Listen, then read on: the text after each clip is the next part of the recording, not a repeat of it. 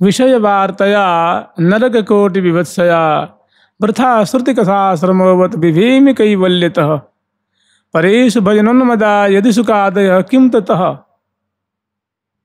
परेश भजनोन्मदा यदि सुखादय किम ततः परंतु मम राधिका पदरसे मनोमज्जतु। परंतु मम राधिका पदरसे मनोमज्जतु। कैसी अनन्यता है, कैसी बस तन मन रोम रोम जो है इनके श्री लाडली राधा रानी के चरण रज की सिवा, उनके चरण कमल की सिवा उनका मन कहीं लगता ही नहीं है। और बड़े बड़े कोई ऊंचे ऊंचे भजन कर रहे हैं तो कह रहे हैं हमें उससे क्या मतलब है। अलम विषय वार्तया, अरे भाई संसार की चर्चा वो तो विष के समान है, रहने दो, अब मत करो। माने जो फालतू चर्चा है, देह गे संबंधी जो चर्चा है, कह रहे वो तो मैं ना करता हूँ ना मुझे अच्छी लगती है, मुझे विष के समान भाती। अलम, रहने दो रहने दो, बहुत हो गया, वो निषेध कर रहे हैं। अलम विषय वार्तया, वो कैसा है, तो नरक कोटि विभत्सया, नरक का जो दारुण दुख होता है, जो असहनीय दुख होता है, मैंने कैसा, मैंने प्रेमी का लक्षण होता है, प्रेमी भक्त का कैसा स्वभाव होता है, उसे कैसी प्रकृति होती है, उसे कैसी चटपटी लगी रहती है कि अलम विषय वार्तया नरक कोटि विभत्सया। माने विषय भोग की बात करने तो मुझे नरक का जो भीषण कष्ट होता उससे भी कठिन लगता है। नरक कोटि, नरक के दुख से करोड़ों करोड़ों गुना बढ़ करके मुझे लगता है सांसारिक बात करना। अब बताओ, ऐसा भक्त होगा उसको प्रिय पर तुम क्यों नहीं मिलेंगे। नरक कोटि विभत्सया वृथा श्रुति कथा श्रमोवत। और जहाँ तक बात है कि वेद की बात, उपनिषद की बात, निर्विशेष ब्रह्म की बात, तो कह रहे भैया मुझे तो वेद आदि की चर्चा करने तो एक श्रम के समान लगता, मैंने भूस कूटने के समान लगता। देखिए प्रेमी का कैसा लक्षण होता है, कैसा स्वभाव, कैसी सोच होती है, कैसी मानसिकता होती है, कैसा दिव्य विचार होता है, उसके मन, इंद्रियां, बुद्धि, चित्त सब अपने इष्ट देव में समाहित रहते हैं। वो जिसे ठाकुर जी ने कही है ना,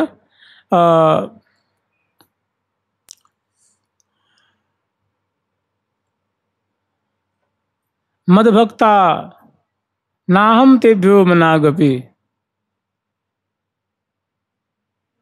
कि मेरा जो भक्त है मेरे बिना कुछ नहीं जानता है और मैं उसके बिना कुछ नहीं जानता। वो मेरे में समाया रहता है, मैं उसमें समाया रहता हूँ। वो मेरे में लीन रहता है, मैं उसमें लीन रहता हूँ।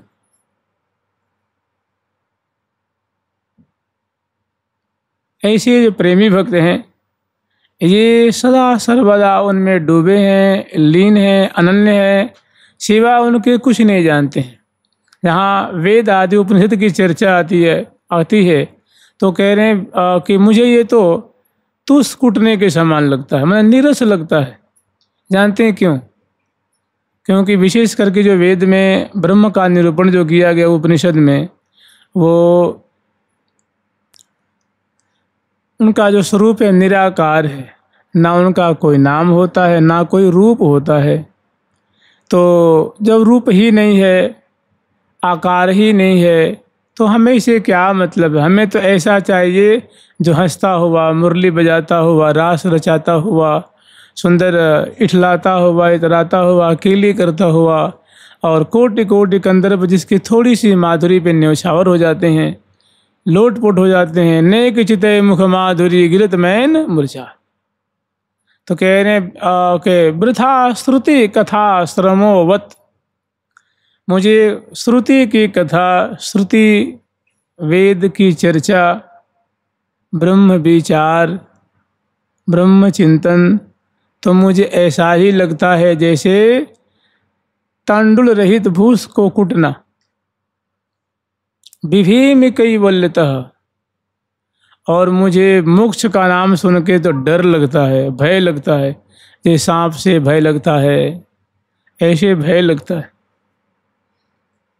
विभीम कैवल्यतः, देखो जो राधा रानी के अनन्य हैं, श्यामा श्याम के जो अनन्य भक्त हैं, कैसी निष्ठा, कैसी अनन्यता, कैसा दिव्य समर्पण है कि कुछ नहीं सुहाय, और कछु न सुहाय तिनको जुगल सेवा सुख पगी। निस्देव सजानत नहीं सजने, एक रस भी जी रहे, गोप गोपी आदि दुर्लभ, सोई सुख नित प्रतिलहें, सोई सुख नित प्रतिलहें।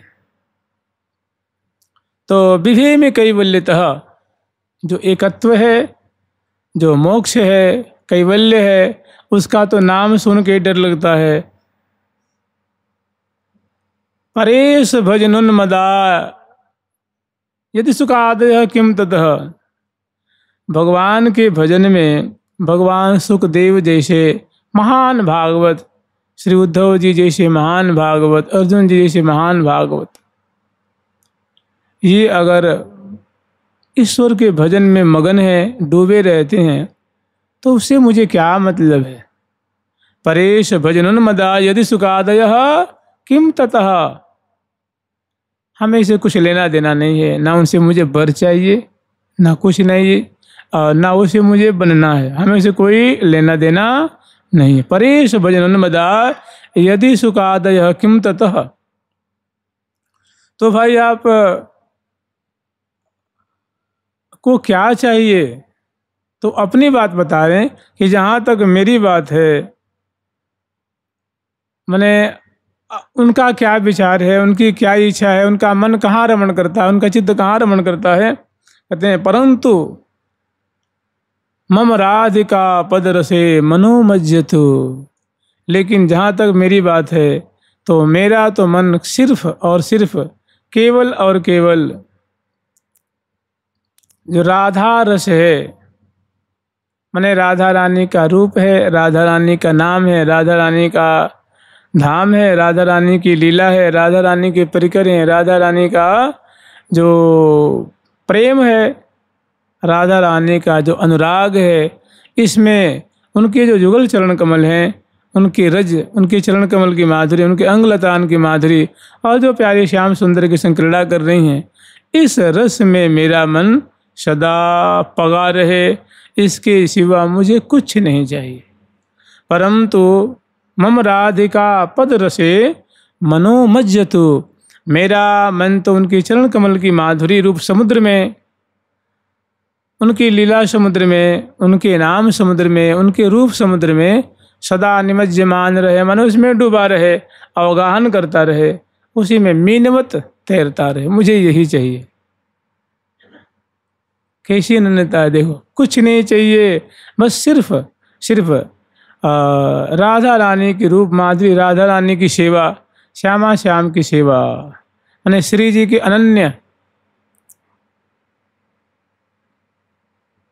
नैन राधे बसो मूर्ति बैन राधे नाम, श्रवण राधे सुजस कीरति हृदय में विश्राम, कर लगो परिचर जाहूँ मैं पद लगो परिग्राम, मधुप वै मन रमो मो इह विपिन में अभिराम, टरहूँ जिन इन ठौर हूँ ते, कि मेरा मन इस ठौर से तनिक भी क्षण के लिए भी अलग न जावे।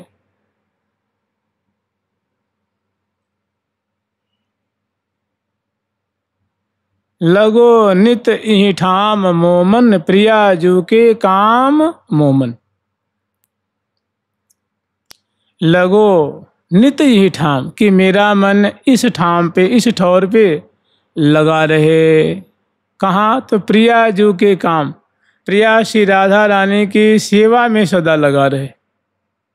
ये अनन्य भक्त हैं, और ऐसे अनन्य भक्त के दाईं ओर और बाईं ओर, आगे पीछे श्यामा श्याम उनकी रखवाली करते हैं, उनकी रक्षा करते हैं, उनकी देखभाल करते हैं, उन पे बड़ा ध्यान रखते हैं। जो ऐसे प्रेमी संत जन हैं, भक्त जन हैं, सदा उनकी सार संभाल करते हैं।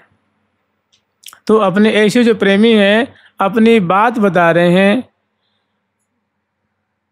लगो नित ई ठाम मोमन, मन इस ठौर पे, इस जगह पर, इस स्थान पर मेरा मन लगा रहे। प्रियाजू के काम मोमन, श्यामा जू की सेवा में मेरा मन लगा रहे, उनके स्मरण में मेरा मन लगा। उनका मन लग रहा है, निरंतर लग रहा है, और लग रहा है, और फिर ऐसे ही मन लगा रहे, चित्त लगा रहे। इसके लिए वो ऐसी कामना कर रहे हैं, ऐसी प्रार्थना कर रहे हैं प्रियाजू से कि हे प्रियाजू, इसमें किसी प्रकार का व्यवधान न हो, क्योंकि आपके बिना मेरा जीवन रहना मुश्किल है।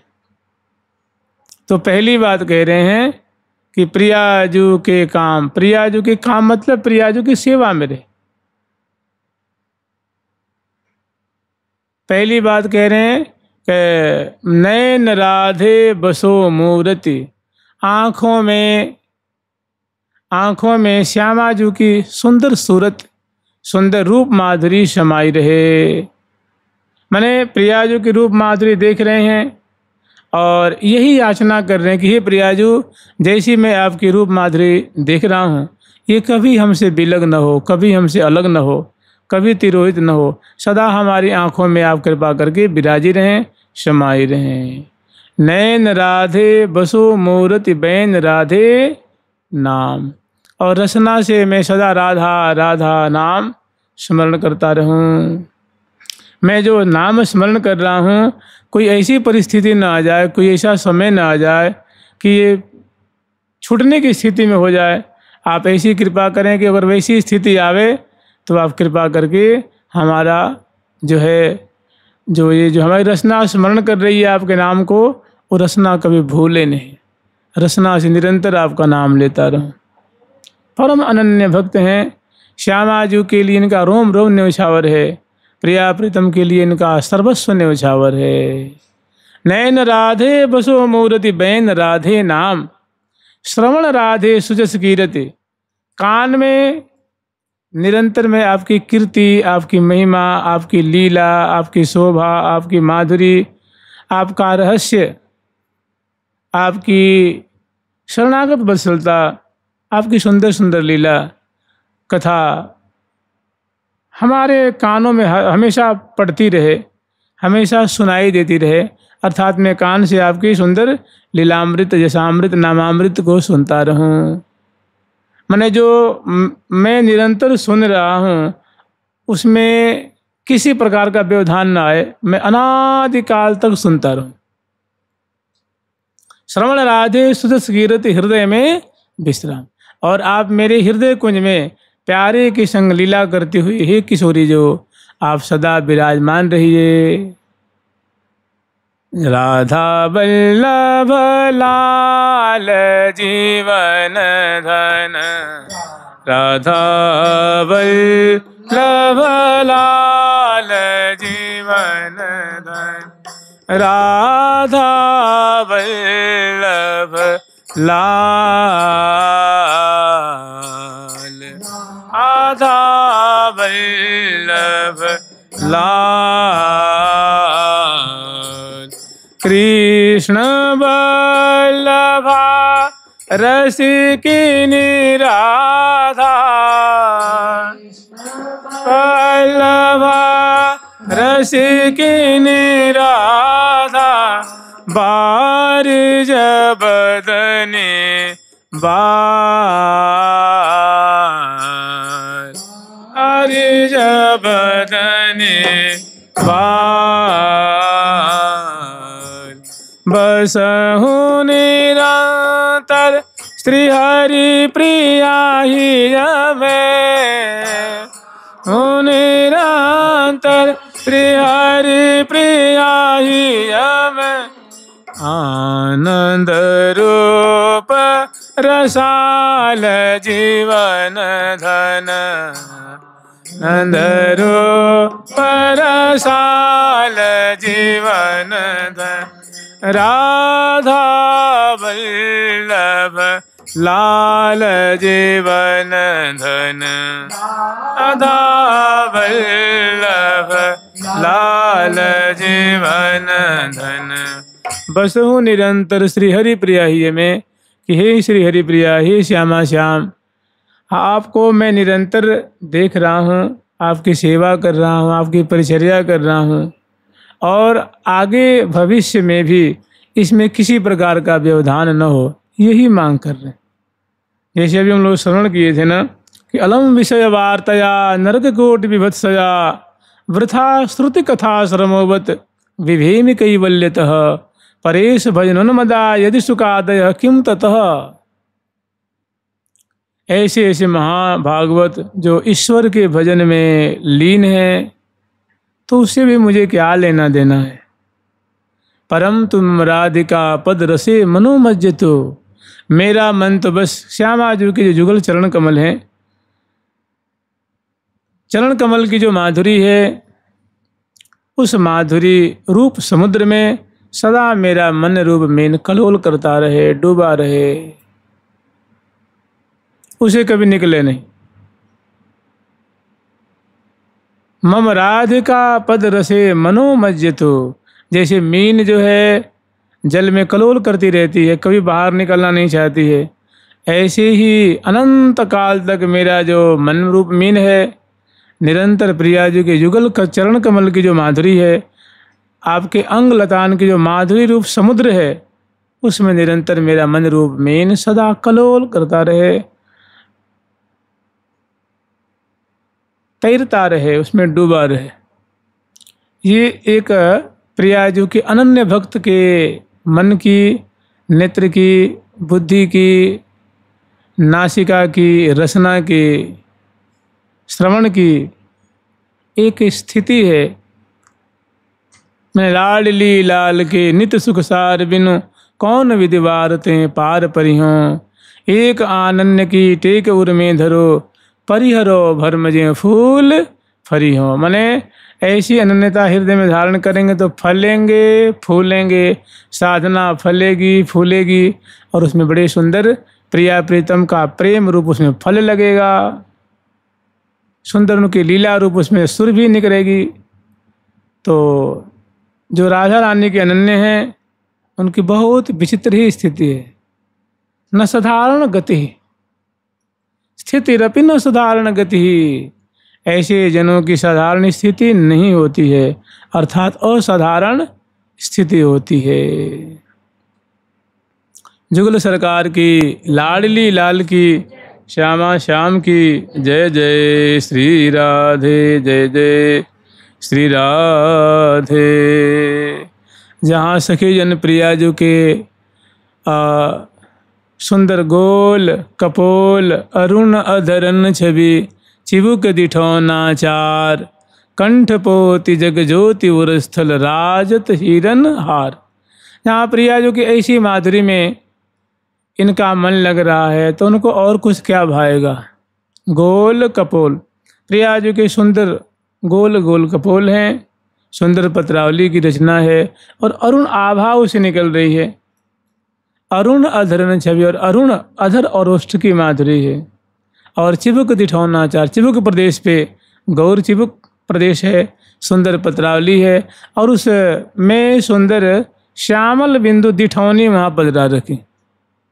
चिबुक दिठौना चार, और कंठ पोति, कंठ में सुंदर कंठश्री है, और मालावली है, हमेल है, और मोतियों की लड़ियां हैं, और एकदम कंठ से लगी हुई, जैसे हम लोग कंठी पहनते हैं, ऐसी प्रिया जो कि सुंदर और दिव्य मोतियों की कंठश्री है। उसमें नीले वर्ण का, नीलम का सुंदर पन्ना, उसमें छोटा सा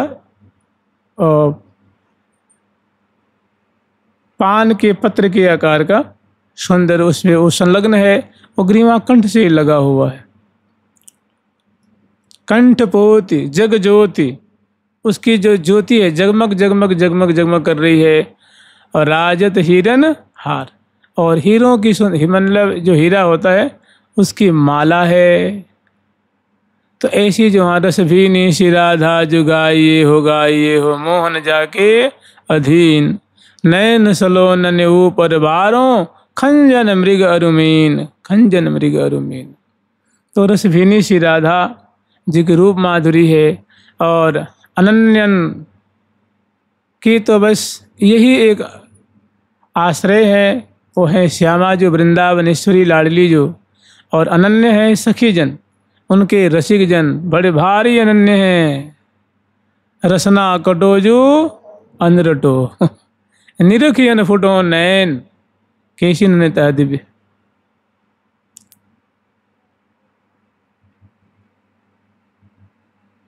एक अनन्य की टेक उर्मे धरो, एक अनन्यता की टेक मने पन्न, प्रतिज्ञा,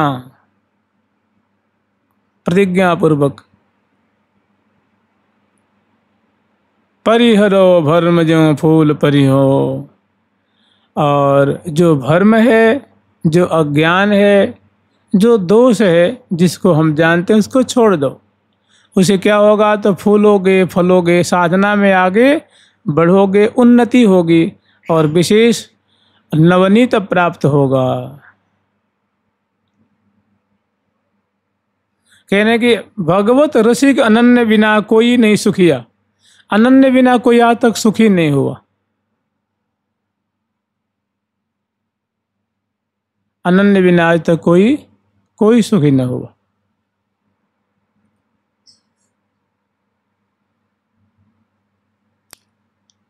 तो अनन्यता क्या है, हम लोग स्मरण किए थे कि नयन राधे बसो मूरत, बैन राधे नाम, श्रवण राधे सुजस कीरत, हृदय में विश्राम, कर लगो परिचर्या हूँ मैं। कर कमल श्यामा श्याम की परिचर्या में लगे, श्यामा जी की सुंदर परिचर्या में सेवा में लगे। और पद लगो परिक्राम, और चरण जो है उनकी परिक्रमा देवे, उनके धाम की, कुंज की, लीला की, लीला स्थली की, उनके मंदिर की, उनके देवालय की। पद लगो परिक्राम, मधुप भय मन रमो मो इहि विपिन में अविराम। और प्रियाजू का कलेवर रूप जो वृंदावन है, उस कलेवर रूप वृंदावन में जो अनेकों जो सुरभि से युक्त जो दिव्य दिव्य अंग प्रति अंग रूप जो सुमनस हैं, उनकी माधुरी, उनकी शोभा रूप पराग को आस्वादन करता रहे मेरा मन रूप मधुप। मधुप वै मन रमो मो इहि विपिन में अविराम, टरहूँ जिन्हें इन ठौर हूँ ते। कभी चरण कमल से, उंगली प्रदेश से, गुल्फा प्रदेश से, पिंडरी से, और उदर प्रदेश, चरण कमल, कर कमल, मुख कमल, अधर कमल, नेत्र कमल, कपोल कमल, चिबुक प्रदेश, ललाट पटल, मुखमंडल, नासिका, भ्रिकुटी, इस मंगल विग्रह जो शोभा की खान है, शोभा की राशि राशि जहाँ से निर्धारित हो रही है, यहाँ से कभी टरे ही नहीं, इस दिव्य वृंदावन से कभी भाजे नहीं, अटका रहे। टरहूँ जिन इन ठौर हूँ ते अहू निशास बजाम, चरण रज श्री हरिप्रिया की करों सिर पर धाम, चरण रज श्री हरिप्रिया की करों सिर पर धाम। और प्रिया जी के चरण रज को मस्तक पे धारण करें, उससे तिलक लगावें, उससे बाल पे तिलक की रचना करें, बड़े आदर से मस्तक पे चढ़ावें। ये है अनन्य भक्तों का लक्षण है।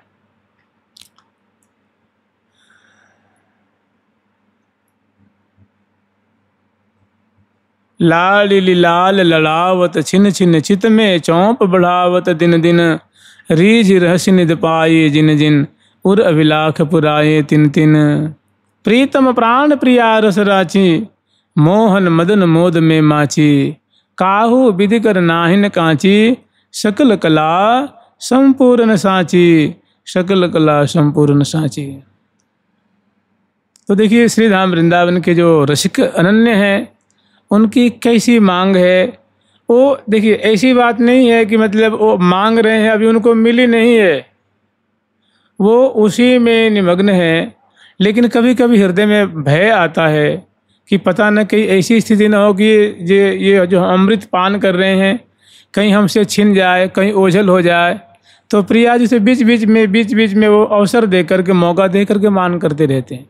ये जितनी सखी जन जो वाणी में जो मांग कर रही हैं ना, तो वो ऐसी बात नहीं है कि उनको मिला नहीं है, वो ललायित हैं, सो बात नहीं है, अनादिकाल से उनको प्राप्त है। वो कोई बद्ध जीव नहीं है ना, वो नित्य परिकर हैं।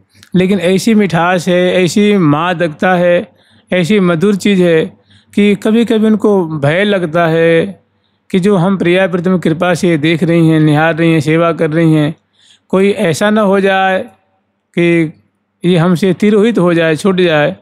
तो बीच में अवसर पाके प्रिया जी से वचन भरवाती रहती हैं कि प्रिया जो आप वचन दे दो, आप हमें ऐसा कौल वचन कर दो कि ना सकी तुमसे कभी भी अलग नहीं होगी, तुम हमसे कभी भी अलग नहीं होगी।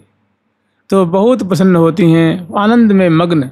और वही बात अब यहाँ के जो साधक वर्ग हैं उनके लिए एक बहुत बड़ा जो है एक मार्ग मिला हुआ, एक सिद्धांत मिला हुआ है। श्री भट्ट अटक रहे स्वामी पन आन कहे माने सब छोई आन कहे।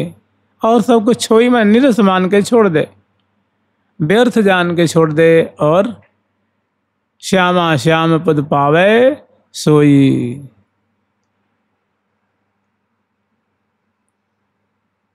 एक बहुत बढ़िया एक आज एक भक्त के चरित्र सुनाएंगे, आप लोग सुन के बहुत खुश होंगे। और ये श्री राधा बाबा के समय की घटना है, श्री राधा बाबा के जीवन के मैंने उनके जीवन काल की घटना है, बहुत बढ़िया है। देखिए कुछ समझ में नहीं आता है, वास्तव में भक्त को बाहर से पहचानना बहुत मुश्किल है। हो सकता है उसकी दाढ़ी मूछ न हो, चाहे मुंडित न हो सकता है बाल पे तिलक न हो, गले में कंठी न हो, कोई वेशभूषा न हो, कोई जरूरी नहीं है। लेकिन उस पर कैसी कृपा होगी, वो किस प्रकार वो कृपा समुद्र में डूब रहा है, कैसी उस पर अद्भुत कृपा है, इसको कोई पहचान भी नहीं पाएगा। तो ऐसी कृपा जो कहते हैं ना विरल सुजन गम्यम, ऐसी कृपा किसी बिरले पे होती है। जो बड़े ही कृपा विशेष कृपा भाजन होते हैं तो उन पे ऐसी कृपा देखी जाती है। बहुत साधारण जीवन होता है।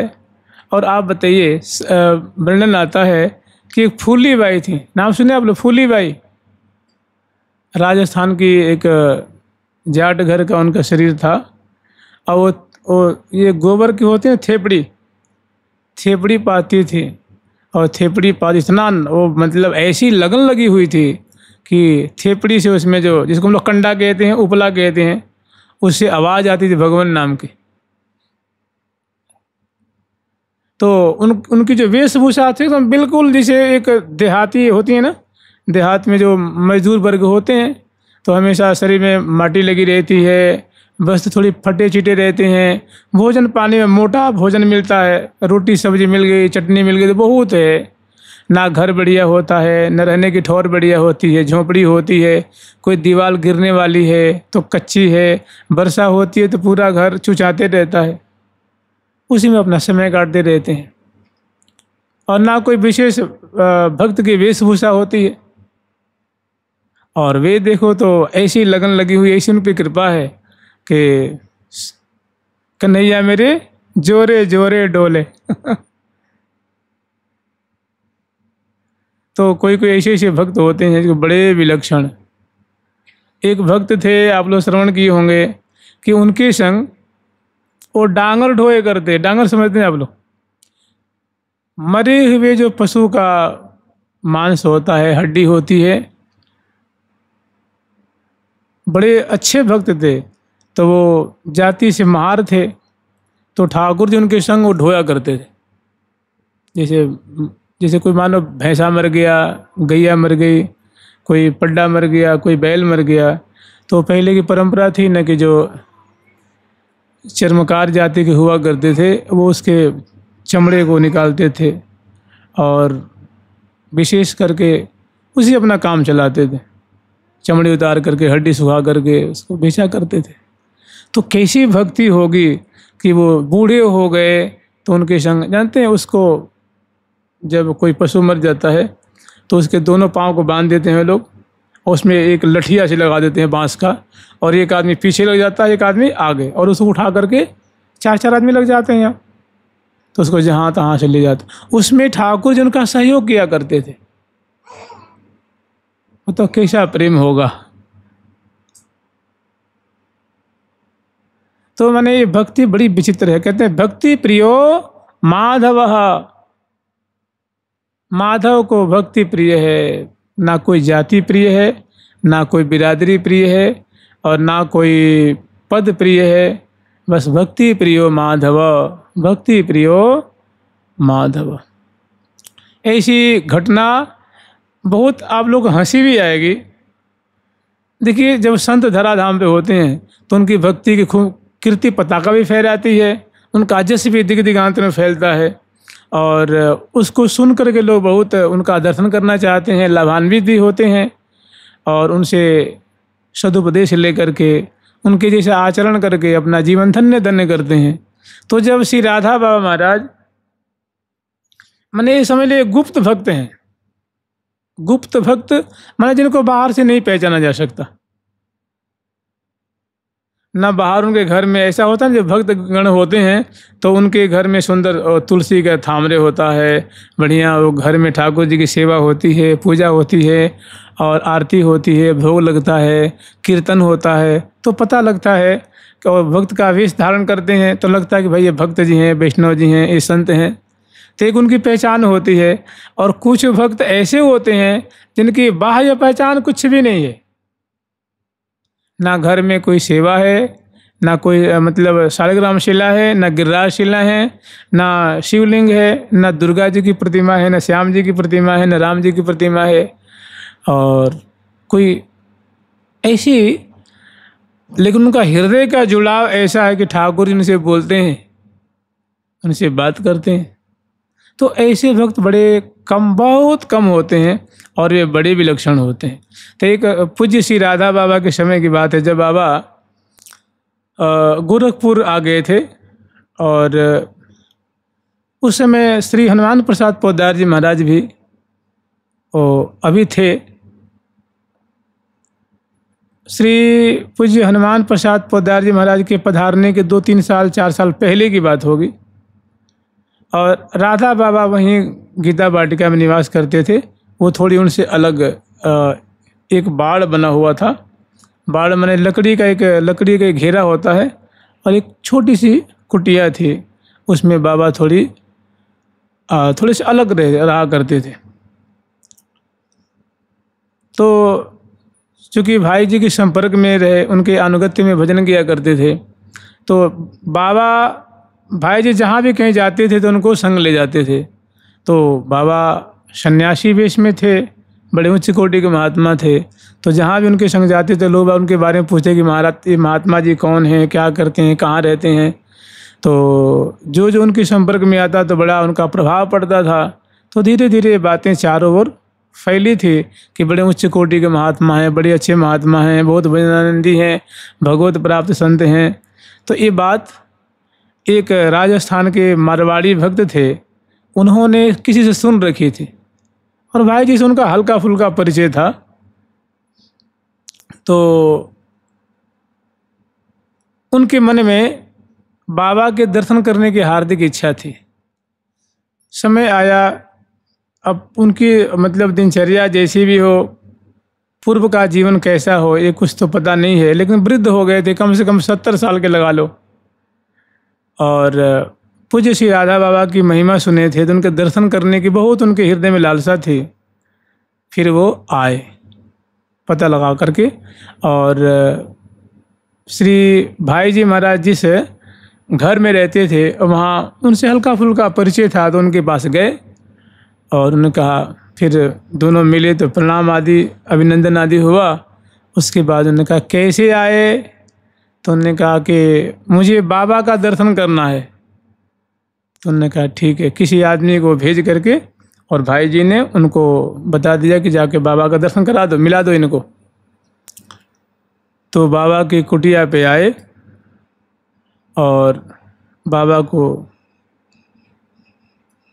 दंडवत किए और बोले कि बाबा मैं आपसे एक कुछ पूछना चाहता हूँ। तो उन्होंने कहा ठीक है, क्योंकि भाई जी ने भेजा था उनको अपने किसी सेवक को साथ में करके, तो भाई जी की हर एक बात को बहुत वो आदर करते थे। तो उन्होंने कहा ठीक है, यद्यपि ये मेरा तो भजन का समय है, लेकिन जब भाई जी ने भेजा है तो कोई बात नहीं, बताओ क्या बात है। तो उन्होंने कहा बाबा एक मेरे संग घटना घटी। उन्होंने कहा हाँ तो बताओ। तो उन्होंने कहा कि बाबा एक समय की बात है कि हमारी ज़िंदगी खूब मौज में कट रही थी, लेकिन धीरे धीरे ऐसा हुआ कि बाबा मैं बीमार पड़ गया। और बीमार ऐसा पड़ा कि धीरे धीरे बुखार लगा, तबीयत विशेष ख़राब हुई और होते होते शरीर में ऐसी कमजोरी आ गई कि मैं बिल्कुल खाट में पड़ गया। फिर खाट में भी ऐसा पड़ा कि फिर उठने की कोई संभावना नहीं थी। धीरे धीरे ताकत इतनी कम हो गई, शरीर इतना अशक्त हो गया, इतना कमज़ोर हो गया कि मैं हिल भी नहीं सकता था। और मेरी स्थिति इतनी बदतर हो गई कि श्वास के आने जाने में भी कठिनाई, और मैं धीरे धीरे मरा तो नहीं लेकिन मृत प्राय हो गया। जैसे होता है ना, कभी आप लोग देखे होंगे घर परिवार में कि कोई बड़े बुजुर्ग होते हैं तो वो उनकी स्थिति ऐसी हो जाती है कि लगता है कि अब प्राण निकला। तो उनको घर वाले क्या करते हैं, वो खाट से या जो बिस्तर पे पलंग पे सोए रहते हैं उनको चटाई बढ़ाई या दरी बिछा के उनको नीचे लेटा दिया जाता है। मैंने सबको ये अनुभव में आ जाता है कि बस 10 मिनट 20 मिनट 2 घंटा 3 घंटा तक ये रहने वाले हैं, बहुत देर तक ये रहने वाले, अब इनका अंतिम समय आ गया है। तो भगत जी ने कहा बाबा से कि बाबा मेरी ऐसी स्थिति हो गई कि मेरे घर परिवार वालों ने समझा कि अब तो ये डोकरा जाने वाला है, मैंने अब दादाजी अब पधारने वाले हैं। तो उन लोगों ने मेरे को खाट से नीचे उतार दिया और ज़मीन पे लेटा दिया। सबको ये जितने हमारे मिलने वाले थे सभी आए और देख देख के वो लोग दुखी होने लगे। और धीरे धीरे ऐसी स्थिति आई कि मैं गैर होश हो गया, मैंने निश्चेष्ट। प्राण तो संभवतः हमारे शरीर में था, लेकिन मैं इस अवस्था में क्या देख रहा हूँ कि मेरे को नीचे उतार दिया गया है, हमारे परिवार वाले पास में बैठे रो रहे हैं, दुख शोक जाहिर कर रहे हैं, और मेरा जो शरीर है, शरीर से जो है वो आत्मा जैसे कि लगता है कि आत्मा बस उसमें है और आत्मा सब देख रही है, सबके दुख सुख का अनुभव कर रही है, लेकिन शरीर बिल्कुल निश्चेष्ट पड़ा हुआ है। उसी समय क्या हुआ बाबा कि मैं देख रहा हूँ कि जो ही मैं गैर होश हुआ तो एक बड़ा सुंदर सांवरा सलोना, वो कहते अपनी भाषा में एक सांवला छोरा, एक सांवला छोरा मेरे कन्ने आके बैठ गया, पास में आके बैठ गया और टुकुर टुकुर मुझको निहार। बड़ा सुंदर था बाबा वो, उसकी बड़ी बड़ी आँखें थीं और मैंने इतना सुंदर था, इतना भोला भाला था कि ऐसा सौंदर्य मैंने अपने जीवन में कहीं नहीं देखा। और मेरे को देख के बड़ा मतलब दुखी हो रहा था। और बाबा इस अवस्था में मैं 10 दिन तक पड़ा रहा। मैंने मरा तो मैं था नहीं, लेकिन मरने के समान था। हमारे शरीर में और कोई हरकत नहीं हो रही थी, केवल प्राण ही प्राण रह गया था। तो हमारे घर वाले हमारी मतलब मरने की बाट देख रहे थे कि कब प्राण निकले तो इनका संस्कार कर दिया जाए। और मेरे को इतना आनंद, वो छोरा को देख देख करके मुझे इतना आनंद आता था कि उसमें ऐसी सुंदरता, ऐसा आकर्षण। 10 दिन बीता, फिर क्या हुआ जाने, उसकी कृपा दृष्टि हुई और मैं धीरे धीरे ठीक होने लगा। 1 महीना में मैं ठीक ठाक हो गया अब खाट से उठने। अब लेकिन बाबा क्या हुआ कि उस समय तो वो छोरा मेरे से बोलता था तो उसकी बोली सुन सुन के मैं आनंद मग्न रहता था।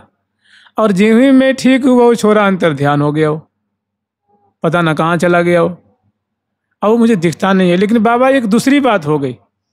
दूसरी बात ये हुई कि वो मुझे दिखता नहीं है लेकिन मेरे से बोलता है।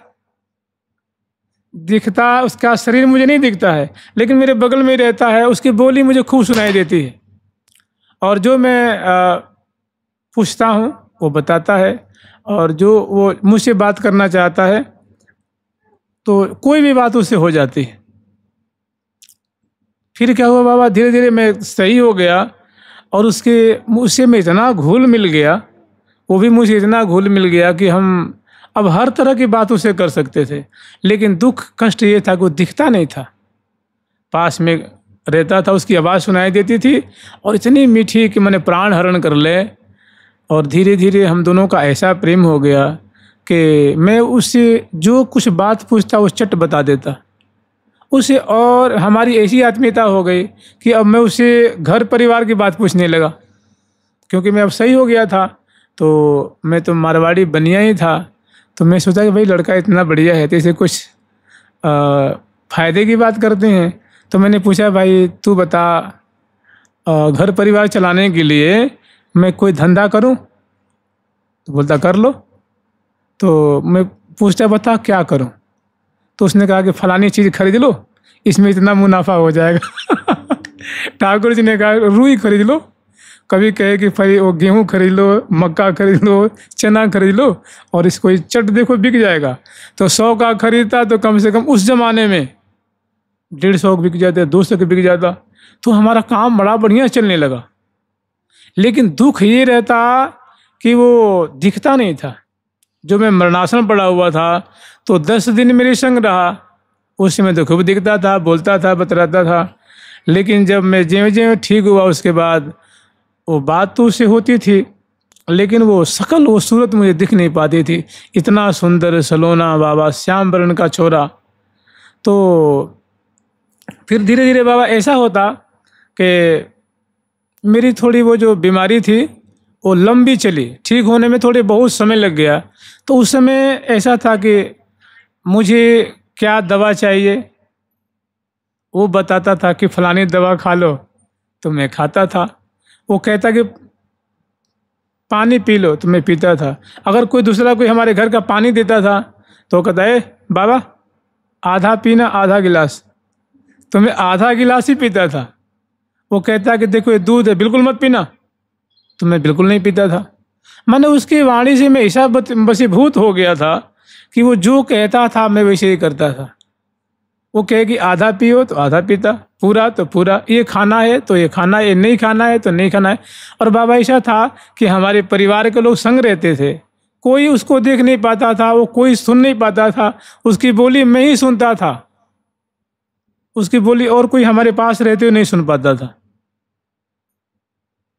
यहाँ तक अब धीरे धीरे ऐसा प्रेम बढ़ते गया कि मैं कहीं बाज़ार में जाता, रास्ते में जाता, तो वो हमको गाइड करते रहता। जैसे मान लो रोड पार करने हैं तो कहता कि पार कर दो, तो गाड़ी आ रही मैं उसी में दौड़ जाता तो पार कर जाता था, फिर हमारी एक्सीडेंट नहीं होती थी। अब वो कहे कि बीच में रुक जाओ, मैं वहीं ठहर जाता था, गाड़ी किनारे होकर निकल जाती थी।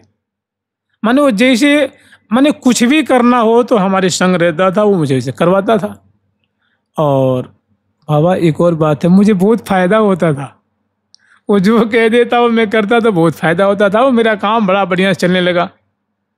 लेकिन बाबा दुख इस बात का है कि वो मतलब सामने नज़र नहीं आता है, कान में बोलते रहता है, बगल में बोलते रहता है। तो मैंने आपका बड़ा नाम सुना था, तो मैं सोचा कि बाबा आपसे, ये संत से मैं पूछूंगा कि वो छोरा कब दर्शन देगा, वो छोरा कब मिलेगा। तो बाबा मैं ही पता लगा करके, और भाई जी से मेरा थोड़ा परिचय था, तो मैं उनके पास आया और भाई जी ने मुझे आपके पास भेजा है।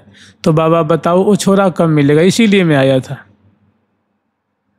बाबा ने उनकी बात सुनी और सुन करके बाबा ने कह दिया कि देखो छोरा ऐसा है कि वो जो छोरा है ना, वो तुम्हारे मरने से पर्याप्त समय पहले मिल जाएगा, तुम्हारे मरने से पर्याप्त समय पहले। तो राजस्थानी थे और पुराने ज़माने के बुजुर्ग थे, पढ़े लिखे नहीं थे। तो उन्होंने पूछा कि बाबा मेरे मरने से पर्याप्त समय पहले, तो पर्याप्त माने क्या होता है? तो उन्होंने कहा कि बाबा पर्याप्त मैं नहीं समझता हूँ, मैं तो देहाती आदमी हूँ ना, ठेठ हूँ, तो मैं पढ़ा लिखा नहीं हूँ, इसलिए मुझे समझ में नहीं आती है। तो उन्होंने कहा पर्याप्त माने मरने से बहुत समय पहले। बोला मैंने बहुत, मैंने भाई बहुत समय लगेगा। बोले हाँ ये बहुत समय लग जाएगा। तो बड़ा दुखी हुआ, मतलब कितना समय लग जाएगा। तो जैसे तैसे उनको समझा बुझा करके और उनको कहा कि ठीक है अब जाओ। तो उनसे बातचीत हो गई बाबा से, और उनको जो मिल गया, कुछ आधार मिला ना कि पर्याप्त समय पहले, कुछ समय पहले वो मिल जाएगा। तो जिस बाबा की कुटिया से बाहर निकले तो बाबा की कुटिया से कुछ दूरी पे मान लो कम से कम 50-100 कदम दूरी पे बाबा जब अनुष्ठान किया करते थे त्रिपुर सुंदरी की, तो उस समय बिल्व पत्र आदि से उनके अनुष्ठान किया करते थे, चढ़ाते थे। तो उसमें एक बिल्लो का वो था, उन्होंने उसको फेंक दिया था, तो बिल्लो का एक वृक्ष हो गया था और उसमें बहुत मिठास थी। उसी पेड़ से होकर जा रहे थे, तब तो छोरा वहीं खड़ा मिल गया। समझ रहे हैं? वो श्याम सुंदर वहीं मिल गए पेड़ के नीचे। और उन्होंने पूछा क्यों रे, तू यहाँ कैसे खड़ा है? बता, तुझे कितने समय से मैं तुझे खोज रहा हूँ, तू यहाँ कैसे? तू बाबा के पास रहता है क्या? हाँ मैं यहीं रहता हूँ। तो उन्होंने कहा कि तू संत के पास काहे के लिए गए थे? तो उन्होंने कहा यार तेरे लिए तो मैं गया था, तू नहीं मिल रहा था, कितना दिन हो गया तेरे खोजते खोजते खोजते खोजते, तो तेरे बारे में पूछने गया था कि वो छोरा भाई मतलब कब मिलेगा। तो संत ने कहा कि जाओ पर्याप्त समय पहले मिल जाएगा। तो ठाकुर जी खिसिया गए, अब तू बता, उनने कहा पर्याप्त समय पहले मिलेगा मरने से, तू अभी मिल गया। तो ठाकुर जी खिसियाए कि भाई जब संत ने कह दिया तो तू उनकी बात में शंका क्यों करता है? अरे उन्हें कहा था ना, मैंने तूने संत की वाणी में शंका करी है, इसलिए तूने संत का अपराध किया है, जा क्षमा मांग के आ जा। कि और बड़ी शंका में पड़ गए, दुविधा में पड़ गए कि छोरा बहुत दिन से बिछड़ा हुआ था, मिला तो छोरा फटकारने लगा। मैंने प्यारी श्याम सुंदर कन्हैया गोविंद गोपाल मिले तो सही पेड़ के नीचे, और क्रुद्ध होके मिले कि एक तो बात बताओ, हमारे तुम्हारे प्रेम की बात है, मैं तुझे दर्शन देता था, तुझसे बात करता था, तो तुम्हें इस प्रेम को छुपाने चाहिए ना, तो फिर संत से तू कहने क्यों गया? एक तो तुम्हें कहनी नहीं चाहिए, और चलो कह भी दिया तो संत ने जो तुम्हें आज्ञा कर दी तो उसको तो फिर मानने में आनाकानी कर रहा है। फिर पर्याप्त क्या होता है, तो ये क्या होता है, तो ये फिर शंका करो। जाओ, तूने संत की बात न मान करके अपराध किया, जाओ क्षमा मांग के आओ। फिर कुछ देर के बाद लौट के आए, बाबा की मार थप थप थप थप थपाने लगे, खटखटाने लगे। तो बाबा ने खोला, फिर दरवाज़ा खोले और दरवाजे पे आए, बोले क्या बात है? तो कि बाबा वो छोरा तो ये आपके पेड़ जो बिल्लो का पेड़ है ना, उसके नीचे खड़ा मिल गया वो। तो तूने कहा कि वो लगा मुझे फटकारने कि भाई तुम हमारे प्रेम की बात, हम तुझे दर्शन देते हैं, तुम्हारे संग रहते हैं, तुमने संत से क्यों बताई? चलो बता भी, एक तो बताई नहीं चाहिए, बता भी दी। तो जो संत ने कहा कि पर्याप्त समय पहले मिल जाएगा, तो उसमें आनाकानी क्यों कर रहे थे? तो जाओ, तूने संत की वाणी का जो है अपराध किया है, जाओ उनको प्रणाम करके क्षमा मांग के आओ। तो वही मैं क्षमा मांगने आया हूँ। उन्होंने कहा ठीक है। तो बाबा वो तुम्हारे पास रहता है क्या वो? तो बाबा ने जैसे आनाकानी करके उन्होंने उनको बहला फुसला करके विदा किए, और उसके बाद दरवाज़ा बंद किए।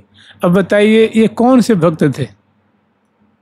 मैंने कहने का मतलब, ना तो ये रोज़ जप करते थे, ना तो ये रोज़ महामंत्र करते थे, ना तो पता नहीं रोज़ नहाते थे कि नहीं नहाते थे, रोज़ ध्यान करते थे कि नहीं करते थे। लेकिन देखो पता न कैसे कैसे ठाकुर जी कौन पे कैसे रिझ जाते हैं और उनसे बात करते हैं। ऐसा होता है ना कि कभी किसी किसी को ठाकुर जी या लाडली जो क्षण भर उनको दर्शन दिए, सिर पे हाथ रखे, उनके मनोरथ पूर्ण किए, अंतर ध्यान हो गए, और ये बरसों बरसों महीनों महीनों उसके संग रह रहे हैं, बोल रहे हैं, और घर का सारा कार्य कर रहे हैं।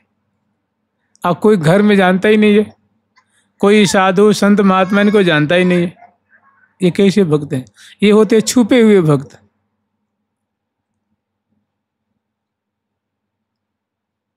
विचित्र होते, न जाने कौन से गुण पे दया निधि रीझ जाते।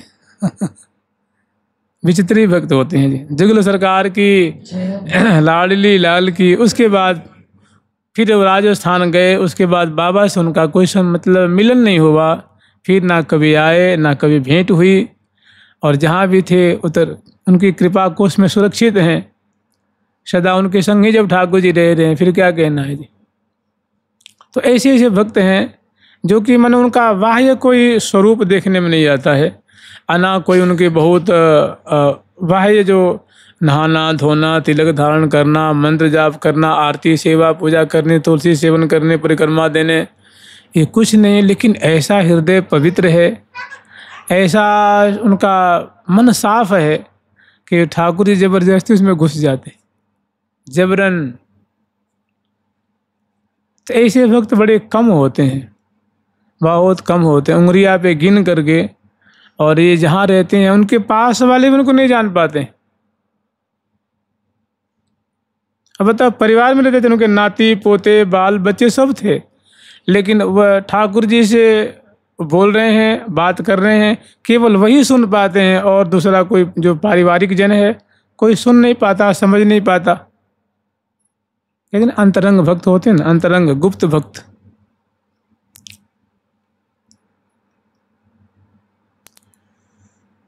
जुगल सरकार की लाडली लाल की जय जय श्री राधे, जय जय श्री राधे। हम लोग स्मरण करेंगे वो रास का प्रसंग, क्योंकि रास का कोई प्रसंग कोई शुरू नहीं हुआ। महावाणी जी में रास के 13 पद हैं, और श्री युगल सदक जी में 3 पद है। जो 3 पद है वो ब्रजलीला का जो रास का स्वरूप है उससे संबंधित है, और जो महावाणी जी में है वो श्रीधाम वृंदावन में जो लाखों लाखों सहचरी वृंद हैं, वो श्यामा श्याम रास बिहारी रास बिहारिणी जी का जो परिसेवन कर रही हैं।